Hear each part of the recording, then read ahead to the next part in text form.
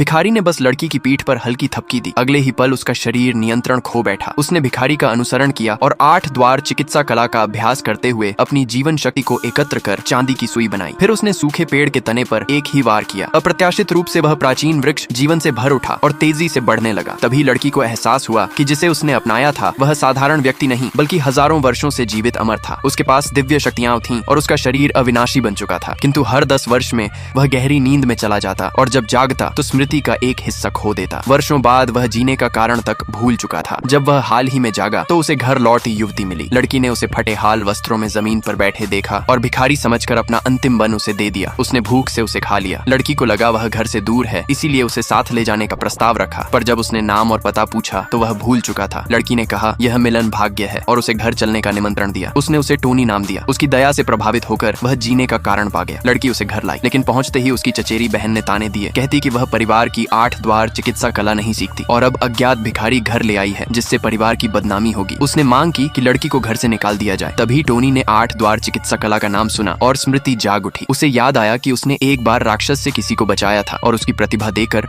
उसे यही विद्या दी थी। वह व्यक्ति लड़की का दादा था। टोनी ने कहा कि लड़की ने पहले ही यह विद्या सीख ली है। सभी हंस पड़े और तुरंत प्रदर्शन की मांग की। असफल होने पर उसे परिवार से निकालने की बात हुई। टोनी ने अपनी ऊर्जा उसकी पीठ में प्रवाहित की और उसे मुहरें बनाने का मार्ग दिखाया। लड़की ने आंगन के सूखे पेड़ की ओर इशारा किया। पलक झपकते ही पेड़ हरा भरा हो गया। ये परिवार की परम तकनीक थी, मृत लकड़ी में वसंत लौटाना। दृश्य देख उसकी चचेरी बहन दंग रह गई, क्योंकि यह तभी संभव था जब 8 द्वार खुल चुके हों, जबकि उसने केवल 3 खोले थे। लड़की का चाचा भी देख रहा था। उसने उसकी असाधारण प्रतिभा पहचानी, लेकिन सोचा कि वह एक दिन उसकी बेटी की प्रतिद्वंद्वी बनेगी। इसलिए प्रदर्शन के बाद उसने लड़की को घर बुलाया और कहा कि परिवार के भविष्य के लिए उसे युवा सेनापति से विवाह करना होगा ताकि उसकी बेटी को संसाधन मिले। लड़की ने साफ इनकार कर दिया, क्योंकि सेनापति निर्दयी था और उसकी पत्नियां गायब हो जाती थीं। वह मृत्यु नहीं चाहती थी। चाचा क्रोधित हो गया और धमकी दी कि अगर विवाह से इनकार किया तो उसके दादा की दवा बंद कर देगा। दादा का स्नेह याद कर लड़की विचलित हुई। तभी टोनी ने तय किया कि वह दादा को स्वयं ठीक करेगा। सभी ने उसका मजाक उड़ाया और उसे धोखेबाज कहा। चाचा ने उसे निकालने की तैयारी की। टोनी ने वचन दिया कि यदि सफल न हुआ